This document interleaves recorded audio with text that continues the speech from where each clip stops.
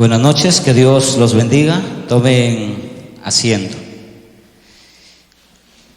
Llegó el momento cumbre, donde tenemos que oír la palabra del Señor, que es lo que hemos venido. Todo es hermoso, la alabanza, la coinonía, pero lo más importante es la palabra. El libro de Colosenses, capítulo 2, versículo 10 hasta el verso 12. Colosenses, capítulo 2, versículo 10 al verso 12. El que lo encuentra se pone de pie para darle reverencia a la palabra de nuestro Dios. Hoy vamos a hablar acerca de un tema muy importante: completos en Cristo. Vamos a ver si como cristianos estamos completos o incompletos en Cristo. Vamos a leer la palabra del Señor. A ver, ¿alguien le ayude a los hermanos? Completos en Cristo. Colosenses, capítulo 2, versículo 10 al verso 12. 2, verso 10 al 12. Vamos a ponernos de pie. Vamos a leer la palabra. Con la bendición del Padre, la bendición del Hijo y del amado Espíritu Santo. Y vosotros estáis, ¿qué estamos? Completos en Él, que es la cabeza de todo principado y potestad. En Él también fuisteis circuncidados con circuncisión no hecha a mano, al echar de vosotros el cuerpo pecaminoso carnal en la circuncisión de Cristo, sepultados con Él en el bautismo, en el cual fuisteis también resucitados con Él mediante la fe en el poder de Dios que le levantó de los muertos. Amén. Ahora sí, póngase cómodo y vamos a oír la palabra del Señor. Bien, estamos viendo hoy en el siglo XXI, nos ha tocado vivir los tiempos más cruciales de la iglesia. Y debe ser una bendición para nosotros saber que la escritura o las profecías bíblicas se están cumpliendo a la luz de nuestros ojos en nuestros tiempos. Así que no tenemos excusas, porque la Biblia se hace tan real que hace 50 años, que hace 100 años para otros cristianos, pero para nosotros estamos viendo todo el acontecer diario de las profecías. Pero hoy quiero hablar algo importante. Como iglesia, como cuerpo de Cristo, ¿usted está completo o está incompleto? Hace 20 años se levantó una corriente, aunque ya tiene años más atrás, pero en el 2000 este mover neopentecostal o neopentecostalismo empieza a surgir con mayor fuerza, donde ellos decían que a la iglesia le faltaba algo, le faltaba el bautismo del Espíritu Santo, le faltaba profetizar, le faltaba hacer milagros y así un séquito de cosas que este movimiento trajo en el año 2000 hacia adelante. Y los creyentes empezaron a pensar que necesitaban pasar al altar. Por eso yo no sé si hoy se harán en algunas iglesias, pero hace 12 años, cuando era misionero y recorría algunas partes de este país, me daba cuenta que en cada servicio de estas iglesias siempre hacían pasar adelante a las personas. Usted ve que casi nunca hago pasar a nadie aquí adelante, pero en estas iglesias siempre les invitan a pasar adelante. Y una vez estaba predicando en Guacho y terminé mi sermón, pues dije amén, acabó. Pero se me acerca el pastor de aquella iglesia y me dice: espérese, falta ministrar. Yo le dije: ¿y cómo es eso? Yo sabía, pero le pregunté: ¿y cómo es eso? No, tiene que invitarlos a pasar adelante y entregarles la unción que usted tiene. Yo me quedé asustado, dije, pero si ya tienen la unción representa ¿a quién? Al Espíritu Santo. Este hermano pastor, cada vez que invitaba a alguien, los hacía pasar para que el predicador les transmitiera la unción. O sea, que su iglesia estaba completa o incompleta. Estaba incompleta, necesitaba la unción del predicador de turno. Y yo le dije, no voy a hacer eso. Porque la Biblia dice en Primera de Juan, capítulo 2, versículo 20, todos tenemos la unción ¿de quién? Del Santo. Todos tenemos la unción del Santo. Otros dicen que tienen la doble unción. No, aquí dice la unción, es una sola. Es que se van al antiguo, ¿verdad? Al Antiguo Testamento, donde Elías o Eliseo le pidió la doble porción. Pero ese es otro tema. Y así hemos visto durante el tiempo del 2000 para adelante un mover extraño, donde hemos visto manifestaciones raras, hermano. Yo me he topado con un montón de cosas, con profetas y de todo, hermano. Recuerdo que mi esposa y yo estábamos en Lima, estábamos estudiando, ella trabajando, yo estudiando, y nos empezamos a congregar en una iglesia pequeña. Siempre me han gustado las iglesias pequeñas, a pesar que he podido ir a iglesias grandes. He tenido la oportunidad de pastorear iglesias grandes y asistir a iglesias grandes como predicador, pero siempre me ha gustado las iglesias pequeñas. Hay más tranquilidad, hay más manera de conocerse, algo bonito. Y empezamos a asistir a una iglesia pequeña. Y el encargado de la iglesia, a ver, que haga silencio la niña. El encargado de la iglesia me dice, ¿puede usted predicar? Pues encantado. Quedaron fascinados cuando les comencé a enseñar de la palabra. Así que pasó como 2-3 meses y empezaron a ir a nuestro departamento los hermanos y todo muy bonito.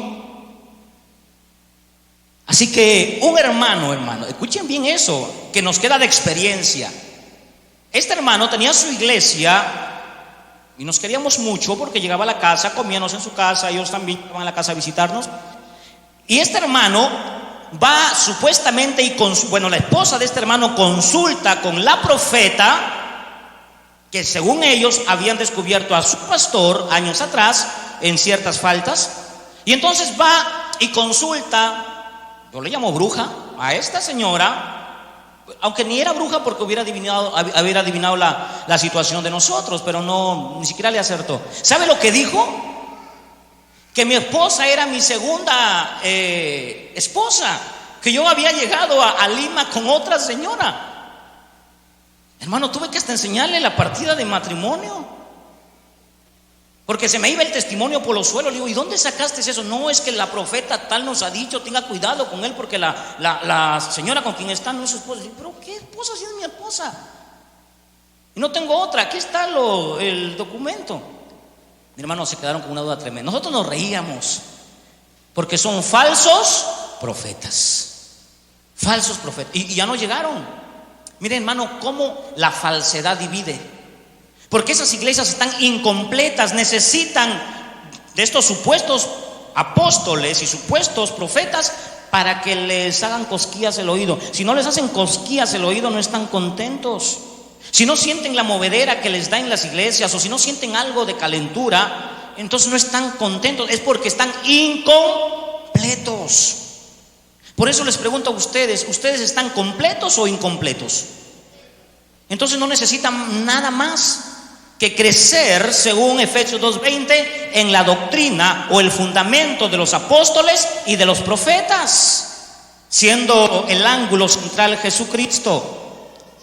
Hoy le oraba al Señor y le decía al Señor, ¿qué predico? Lo que siempre un predicador hace. Hoy, ¿qué le enseño a la iglesia? Tengo miles de sermones, pero ni uno se me venía a la mente. Y le decía, Señor, ¿qué predico? Pon en mi corazón, dame el discernimiento para poder dar la palabra. Y viendo, hermano, las noticias del conflicto que estamos viendo hoy y de cómo la iglesia cristiana en Ucrania está atemorizada, alguna parte de la iglesia están atemorizados y se están reuniendo sin darse cuenta por el temor, la premura de la guerra en sectas. Y es una tristeza, porque el diablo siempre aprovecha el caos. Cuando usted no tiene paz en su vida, usted tiene caos, tiene desesperación, y es la puerta más grande para Satanás para poder entrar y confundirlo.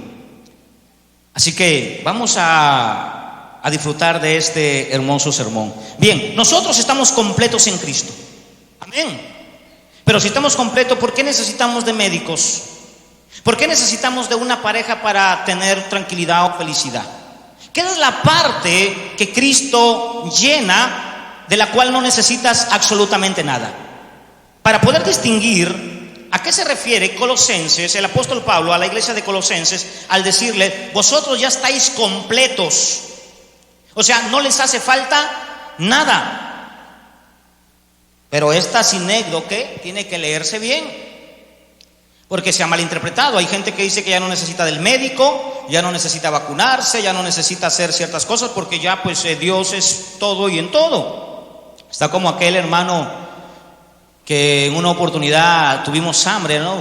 3 jóvenes, estábamos orando y nos dio hambre físicamente. Y le dijimos al misionero de la iglesia donde estábamos que nos dé pan, porque sabíamos que las primicias que llevaban a la pastoral, yo había vivido ahí, había mucho pan ahí, y lo botaron. Entonces nosotros le dijimos con certeza: hermano, regálanos un poco de pan, teníamos hambre. Creo que cursábamos los 16 años de edad.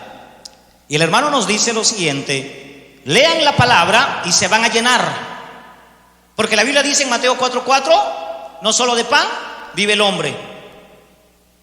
Y nos quedamos con hambre, porque leímos la palabra y seguíamos con hambre.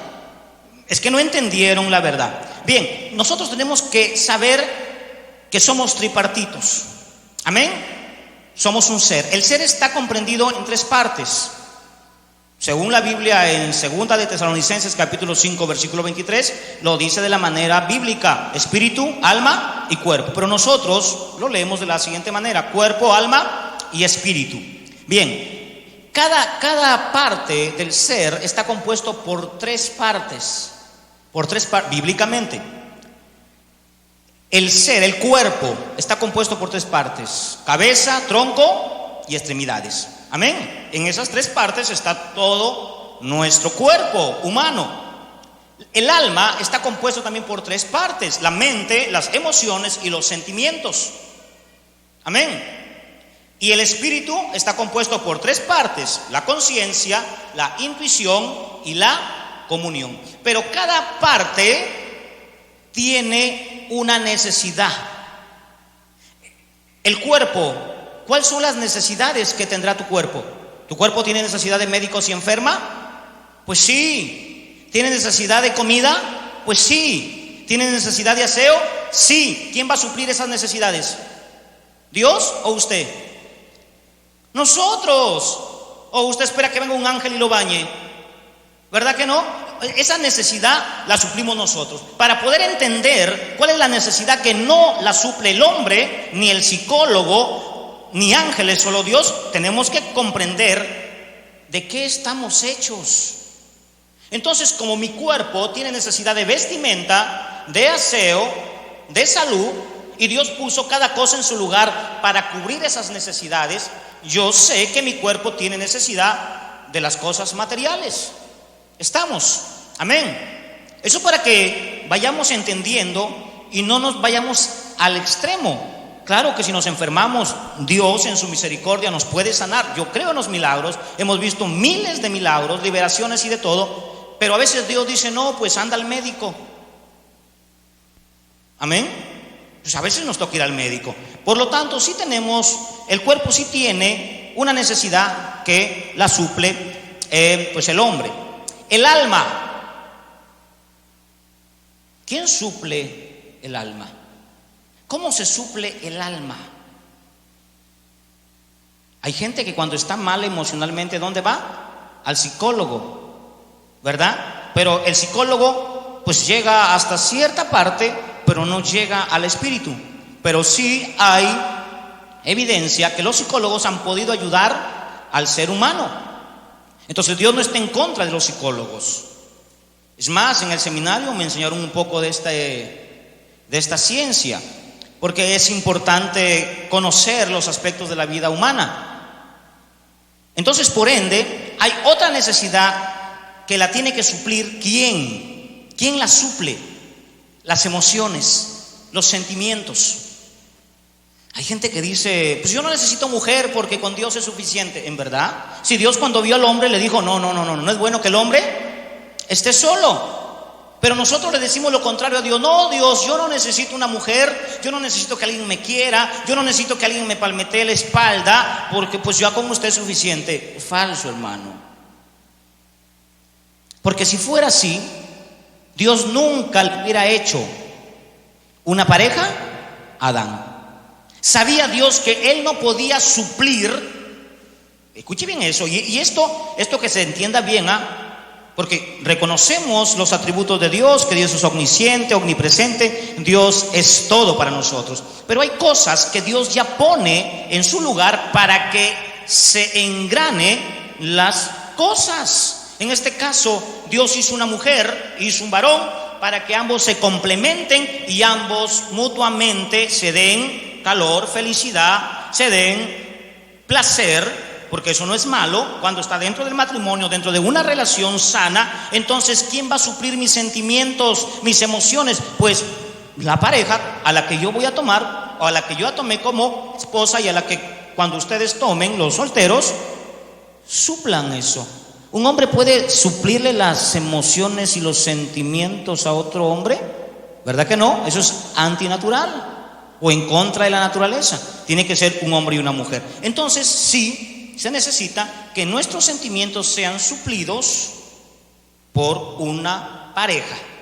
Entonces Dios puso a la mujer para hacerse eso, se enamoran y ahí están los sentimientos enlazados. La mente. ¿Sabe usted que la mente Dios la conoce como el corazón? Cuando Dios dice que Dios mira el corazón, ustedes piensan que Dios mira aquí esto, ¿verdad? No, este bombea sangre.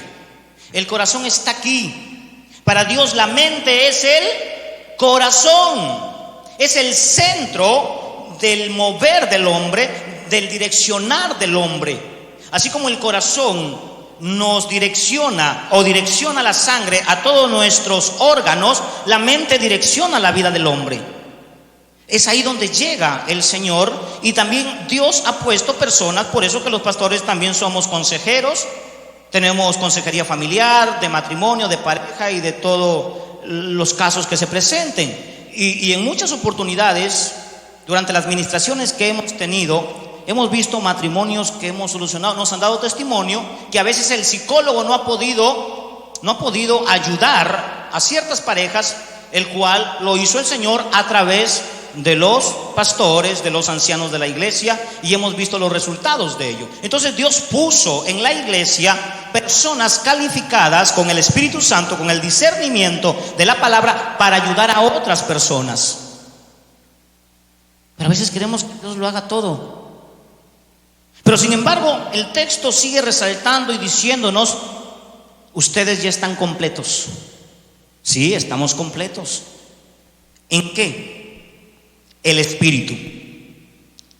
Cuando el hombre, escuche bien esto, y esto le va a abrir el corazón para que usted pueda comprender la vida espiritual, no la vida de espiritismo. No confunda el ser espiritista con el ser espiritual. O sea, hay un abismo tremendo. Cuando Dios crea al hombre, lo creó cuerpo, alma y espíritu. ¿Amén? ¿Sí? ¿Están de acuerdo? Porque hay gente que piensa que lo creó Adán como un fantasma, con una silueta humana nada más, pero que no era de carne. Adán era de carne. Y cuando hizo a Eva, Adán testificó: es carne de mi carne, hueso de mi hueso. Era humano como usted y como yo. Adán no era diferente a usted, sí diferente en cuanto a su relación con Dios. O sea que estas tres cosas estaban conectadas con Dios. Uno, comunión.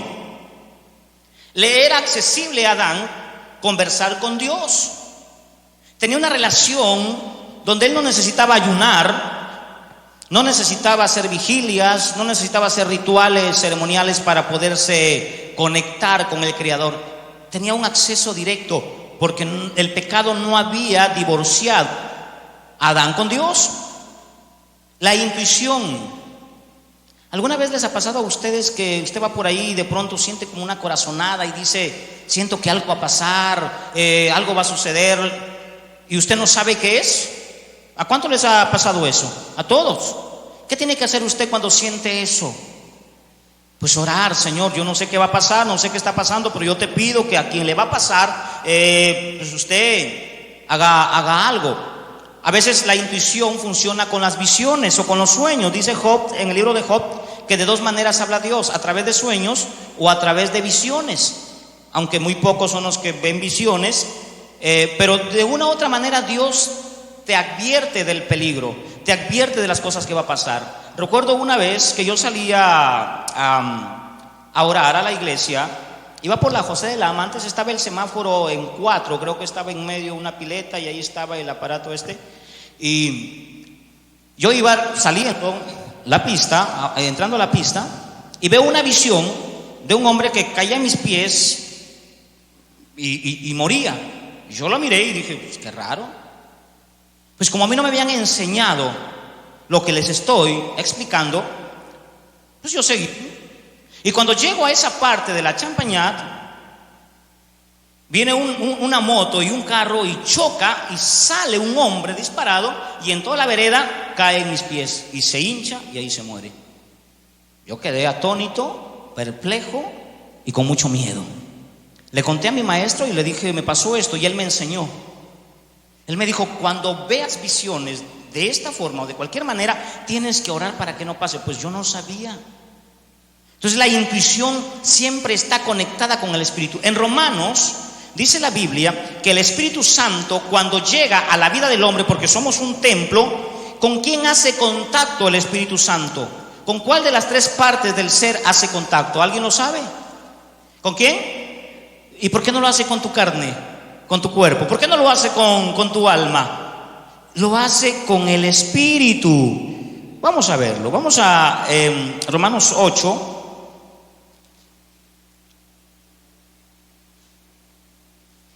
Versículo 26. Versículo 16, perdón. Y él mismo da testimonio a nuestro espíritu que somos hijos de Dios. O sea, el Espíritu mismo, ¿a quién le da testimonio? ¿A quién le habla? ¿A tu alma? ¿Le habla a tu cuerpo? No, le habla a tu espíritu. ¿Y cómo te comunica el Espíritu lo que el Espíritu Santo te está diciendo? Aquí viene la parte importante. Cuando Adán y Eva era un ser espiritual, a pesar que era de carne, a pesar que tenía alma, emociones, Dios lo vio un día solo, triste, y Dios dijo, no es bueno que esté el hombre triste, o sea, que esté influenciado con los sentimientos, pues le haré a alguien que lo acompañe, que lo ame y que ambos disfruten. Bien, le hizo a la mujer. Luego, la relación se mantenía con Dios porque no había entrado el pecado, era un ser espiritual. La iglesia también somos espirituales, amén. Claro que somos espirituales, somos de carne, pero somos espirituales. Pero ¿cuándo somos espirituales? Adán era espiritual, pero a pesar que era espiritual, estaba triste, se sentía solo, no tenía con quién compartir.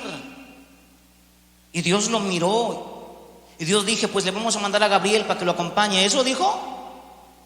Pues le vamos a hacer una mujer para que comparta. Y eso es precioso. Pero una vez que suplió esa necesidad, el hombre seguía siendo espiritual hasta que llegó el pecado.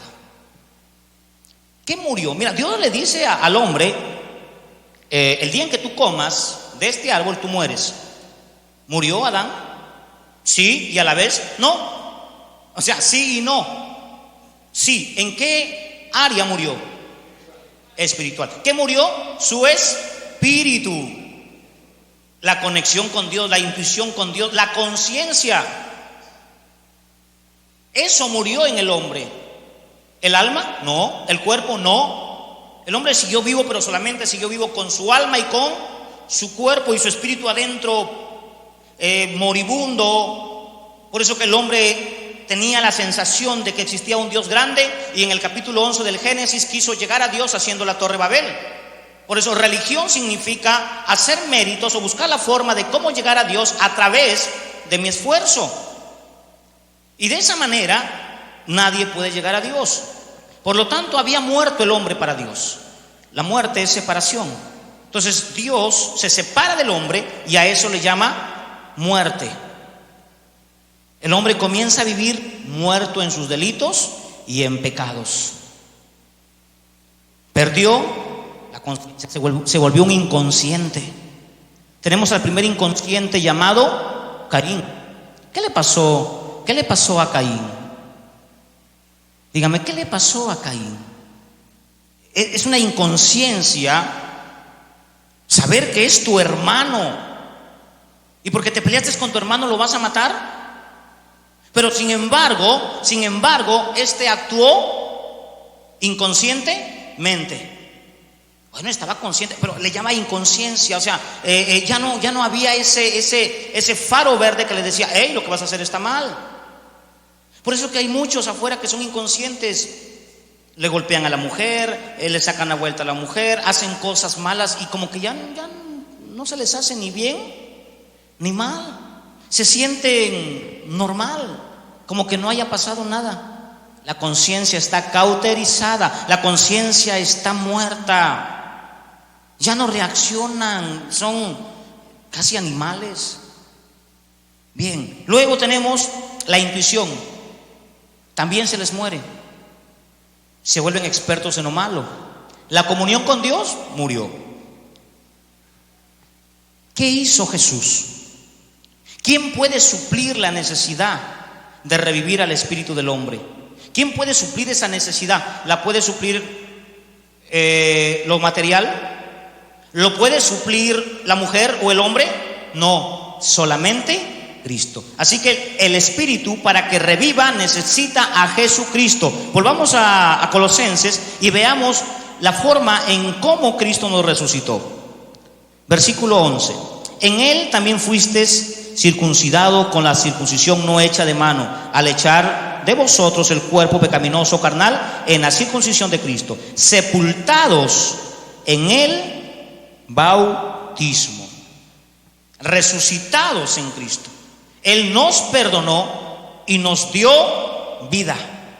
Por lo tanto, ¿quién puede o quién pudo suplir la necesidad para volverme a conectar con Dios? Cristo. Cristo. La iglesia tiene tres cosas importantes. Cuando usted ya resucitó, usted empieza una vida de cero, una vida como un niño en Cristo, y Dios te da tres cosas. Pero hay una cosa de la cual la iglesia adolece. Uno, Dios nos da gracia. Nosotros hemos sido salvos por gracia.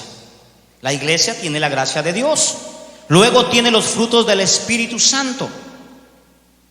Y también tiene el poder del Espíritu Santo. Pero ¿por qué la iglesia adolece de desánimos, de problemas emocionales, de problemas espirituales? ¿Por qué adolecemos de eso? ¿Por qué no somos firmes en nuestras convicciones, en nuestra forma de creer? ¿Por qué? Pues nos enfermamos y nuestro desánimo en la salud nos gana o le gana al espíritu. En el libro de Gálatas dice la Biblia que el Espíritu Santo se vuelve un paracleto para ti, un abogado, un compañero. Gálatas capítulo 5, versículo 17. Porque el deseo de la carne, o sea, de tu cuerpo y de tu alma, va en contra del deseo del Espíritu Santo.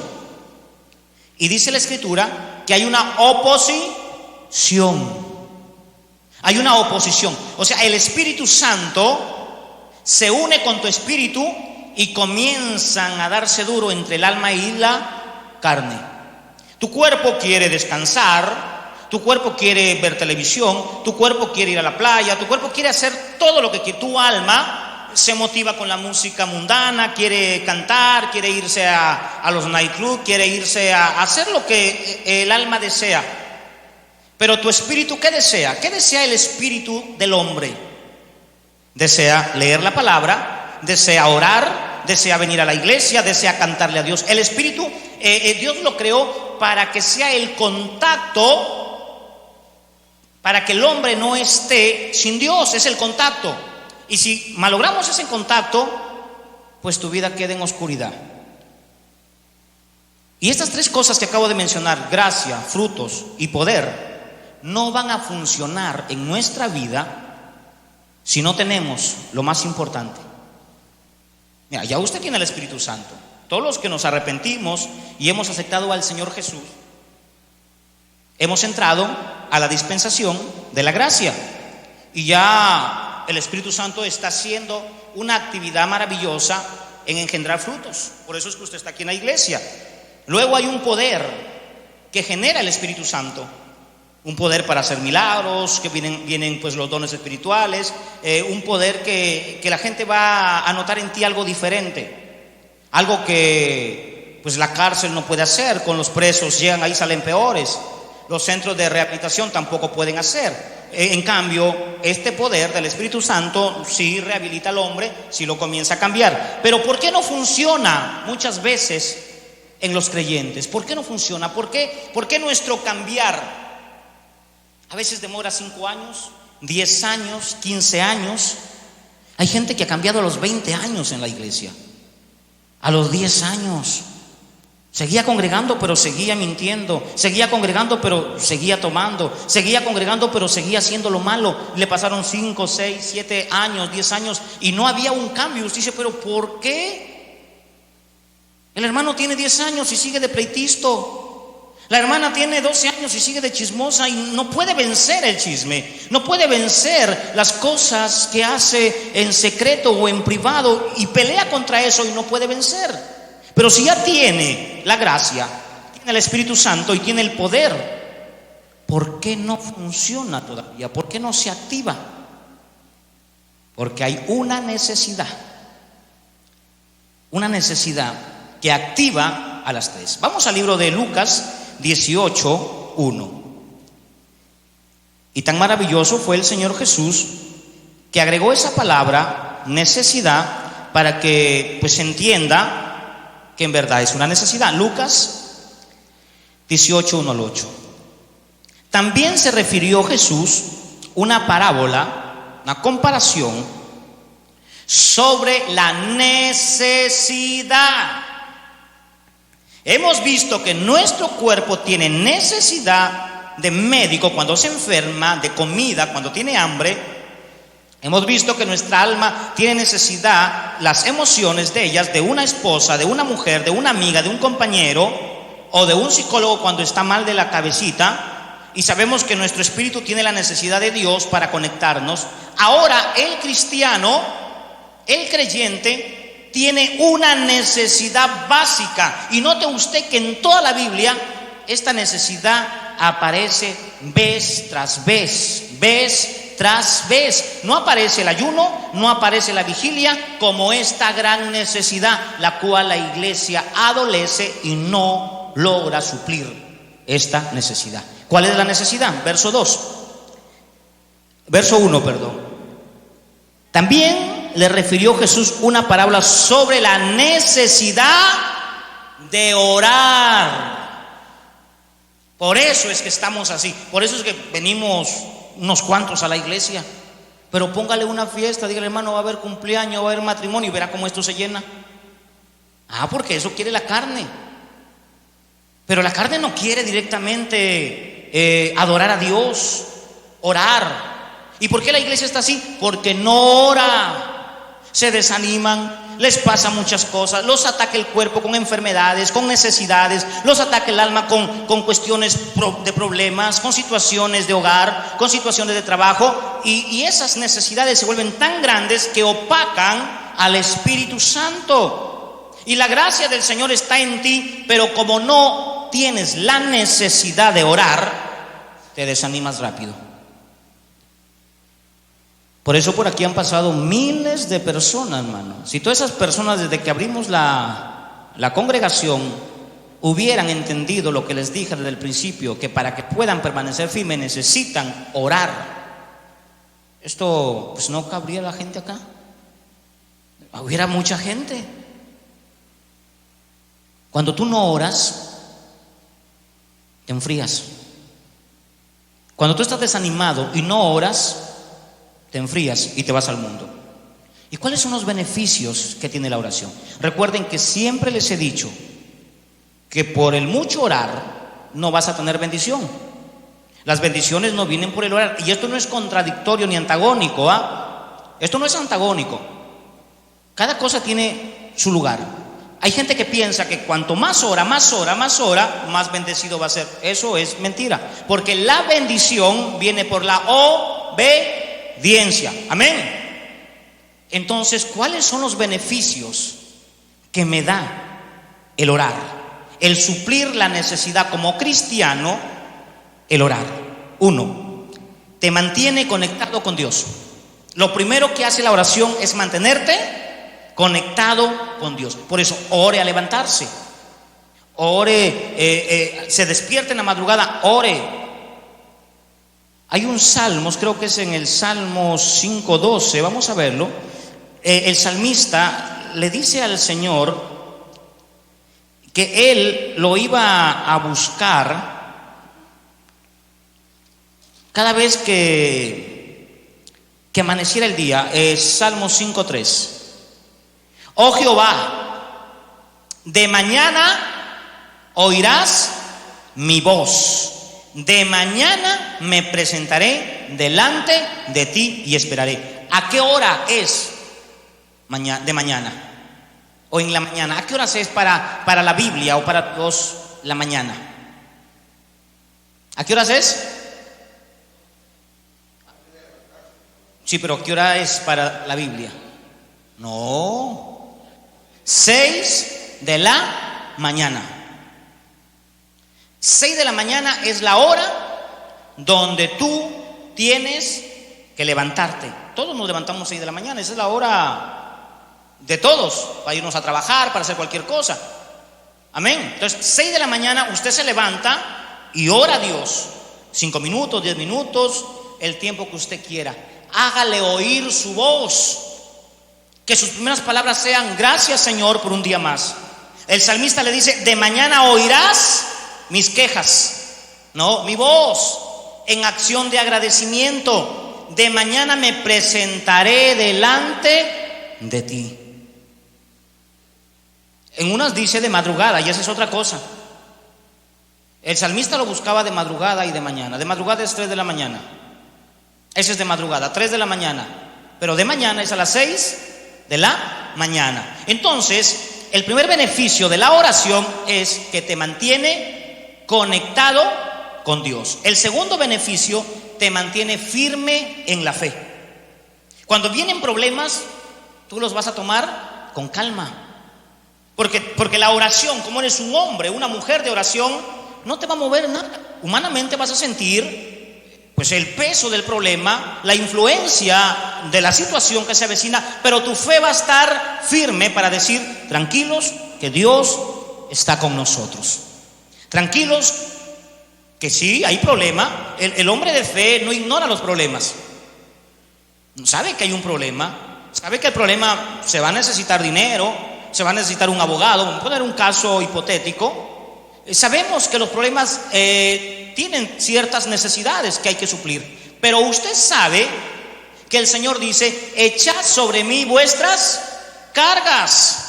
Entonces tú sabes que Dios te va a dar la paciencia y no vas a perder la fe. ¿Cómo es un cristiano cuando le cae un problema y no está firme en la fe? Se desespera, hace locuras, se echa a llorar y da pataletas y dice: ya no voy a la iglesia. Lo primero que hace es no ir a la iglesia. Y tú le dices: hermano, vamos a la iglesia. Si supieras los problemas que estoy pasando. Es que para eso es la iglesia. Pero cuando tú no estás firme en la fe, porque no oras, es porque tu oración se reduce en 2 segundos, 3 segundos. Gracias a Dios por la mañana de hoy, amén. Y a la hora del almuerzo: Señor, gracias por los alimentos, amén. A la hora de acostarse: gracias, Señor, por el día, amén. Eso no es orar. Eso no es tener comunión con Él. Por eso que los problemas te tumban y tu fe decae, mengúa, y siempre vas a ser un cristiano que te vamos a ver aleatoriamente en la iglesia. Un día vas, un día no vienes, otro día vas, te emocionas, te vas, regresas, vienes, porque no eres firme en la fe, porque no tienes una relación, porque no has cubierto la necesidad de un cristiano. ¿Cuál es la necesidad de un cristiano? La oración. 3, te mantiene en comunión con la iglesia. La coinonía. O sea que siempre vas a desear estar con los hermanos. Por lo tanto, siempre vas a anhelar venir a la iglesia. Porque ¿dónde se reúnen los hermanos? En la iglesia. Entonces siempre vas a anhelar ir a la casa de Dios. Porque la compañía de los cristianos para ti va a ser agradable, porque te van a mirar con una sonrisa, porque a la hora que termine el culto te van a decir: hermano, ¿cómo estás? Dios te bendiga, no te hemos visto a los tiempos, y te va a dar una sonrisa, una palmeteada en el hombro y te va a decir: bienvenido. Y uno se siente bien, ¿o no? Entonces el hombre que ora siempre va a desear estar en la iglesia. En el Salmos 85 el salmista decía: yo prefiero un día en tu casa que estar allá afuera, más que sea un rinconcito. Mi hermano, hay iglesias que se abarrotan, se llenan, y los que aman los cultos prefieren estar parados en la puerta, aunque las 2-3 horas que tienen estas iglesias de culto, ahí se la pasan de pie, pero quieren estar allí, en coinonía con los hermanos. Eso lo hace la necesidad del cristiano, que es la oración. 4, te mantienes seguro en lo que has creído. Llega un testigo de Jehová, llega un mormón, llega un pentecostal, llega quien llegue y te comience a anunciar que yo tengo mi profeta, tengo mi apóstol, que ven a mi iglesia, que hacen milagros. Tú te mantienes firme en la palabra. Nadie te mueve, nadie te compra. Nadie te va a emocionar con milagros ni con señales. Te mantiene firme, porque la oración te mantiene firme en lo que has creído. Comienzas a defender con pasión ardiente la doctrina de Cristo, porque estás firme en la oración, porque estás cubriendo esa necesidad. 5, te mantiene fuerte para las pruebas y las tentaciones. O sea que ya no se te van a voltear los ojos, vas a estar normal y pues no se te va a voltear los ojos. Y viene una tentación y la sabes librar. ¿Se acuerdan de José? La mujer de Potifar le hacía ojitos y lo seducía y lo enamoraba, hasta que un día, dice la escritura, que la mujer aprovechó que no había nadie en casa y se le propone.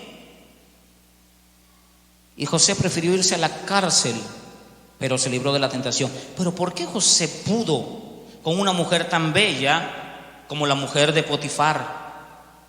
¿Por qué pudo contra esa tentación? Porque era un hombre de oración, porque oraba a su Dios, a pesar que estaba en otra nación que no era la suya, con gente que no era su gente. Pero él sabía que su Dios estaba con él y oraba ahí. ¿Por qué Daniel, Sadrach, Mesach y Abednego no pudieron o no se contaminaron con las cosas de Babilonia? ¿Por qué no se contaminaron? Porque eran hombres de oración, a pesar que estaban en otra nación, con otra gente, con otras costumbres, y estaban prisioneros. Ellos determinaron no contaminarse con las cosas que habían allá afuera. Pero ¿por qué usted no decide no contaminarse con las cosas del mundo? ¿Ah? ¿Por qué no tomamos esa determinación? ¿Por qué somos tan flacos, tan débiles? Cuando vamos por ahí y un amigo nos pone ahí una cerveza y se nos van los ojitos así, y ahora con la calor dice, bueno, un vasito. No creo que Dios se moleste, ¿verdad? O te presentan una amiga y sales corriendo. O pasa cualquier cosa del mundo y se te inclina el corazón. ¿Por qué no tienes la fortaleza de decir no? No, no. Porque no estás orando. Porque no estás supliendo esa necesidad que tiene el cristiano, que es la oración. Eres fácil y caes rápido y vas tropezando en la misma piedra, en la misma piedra, en la misma piedra, porque nunca oras. ¿Sabe cómo le llamaban a Santiago? Su apodo que le pusieron a Santiago, el hombre de rodillas de camello. Porque su vida era una vida de oración. Las rodillas estaban tiesas porque el hombre oraba 3, 4 horas, 2 horas, buscaba a Dios y oraba. Y el día en que le tocó la prueba y lo tiraron a Santiago de un edificio de 7 pisos, en el tiempo antiguo, él no se negó a morir por Cristo. Cuando a Esteban comenzaron a apedrearlo, él no renunció a su fe, se mantuvo ahí y vio al Señor. Eran hombres de oración.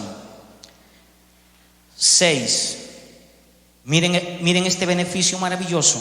Te mantiene activo en la obra de Dios. Siempre estás dispuesto a predicarle a los demás. Siempre estás dispuesto. Cuando en la iglesia el ministerio evangelístico dice: hoy necesitamos una ofrenda para comprar volantes, siempre los que están en actividad en la oración dicen: amén, pastor, aquí están las hojas para que haga volantes. O cuando decimos: el domingo tenemos evangelismo, ahí están todos, porque estamos activados en la oración. Cuando suplimos esa necesidad, no se nos hace duro, no se nos hace difícil ir a predicar con los hermanos, no se nos hace difícil entrar en el grupo de evangelismo y ir a las calles y anunciarle a la gente quién es Jesús. Pero cuando no eres de oración, siempre te vas a excusar. No puedo, y que es domingo, no puedo, pues yo no puedo ir, ya iré más adelante, no me han llamado a mí. Siempre vas a poner 1001 excusa porque no estás orando. Nunca vas a participar de la obra general que es el evangelismo. En cambio, los que estamos en oración, es una delicia decirle a la gente: Cristo te ama. Y por último, 7. He escogido 7 beneficios que son los más resaltantes. Te mantiene despierto ante los acontecimientos bíblicos, es lo cual la iglesia duerme hoy. Allá tenemos en el Medio Oriente, entre Europa y el Medio Oriente, tenemos una guerra y usted está tranquilo y no sabe que aquí a 3 meses ya el secretario de las Naciones Unidas anunció que el trigo se va a escasear y habrá una hambruna y un caos tremendo al mundo. Ahora la recesión todavía no se da porque Europa y América están manteniendo las reservas que tienen, pero el día en que se acaben, agárrese, como país nos va a afectar. Los acontecimientos que se están dando, la apostasía, cómo se está denigrando el evangelio, a usted no le sorprende. Debería sorprenderle y estar despierto. Cuando estamos en oración, estamos siempre alerta de las cosas que pasan y nos preparamos más y más nos humillamos ante Dios y más estamos preparados, porque de repente en cualquier momento la trompeta suena y volamos, o de repente en cualquier momento se desata el caos mundial y hay recesión y hay prohibición de culto y se levantan ciertas normas que harán que ya no podamos congregar. ¿Qué va a hacer usted? ¿Cómo va a permanecer firme ante la ola que se puede avecinar si no estás en oración? Si no te gusta orar, si no te gusta estar de rodillas un tiempo con Dios. La necesidad del cristiano es la oración. Póngase de pie. Esa es la necesidad. Dele un aplauso al Señor y espero que hoy hayamos suplido la necesidad que tiene un cristiano. Amado Dios, te damos gracias porque tú eres bueno y para siempre es tu misericordia. Señor, tú has suplido toda necesidad que el hombre tiene. Toda necesidad, Señor. Has puesto médicos, has puesto cosas materiales. Señor, nos has puesto una compañera o compañero. Tú has suplido todo eso, Padre. Pero hay una necesidad que tú no vas a suplir, que tú ya la pusiste para tomarla, que es la oración. Señor, si tu iglesia no está orando, si tu iglesia no está teniendo una relación contigo, yo te pido en esta noche que tú despiertes su espíritu, el hambre, el deseo de orar. Y que tu presencia, mi Dios, venga sobre nosotros y que empecemos a tener una relación contigo, una relación de hambre, de necesidad, de buscarte cada día, de amarte, Señor. Muchas gracias por esta palabra. Muchas gracias, Señor, en el nombre de Jesús. Denle un aplauso al Señor. Amén. Gloria a Dios. Bien, amados hermanos,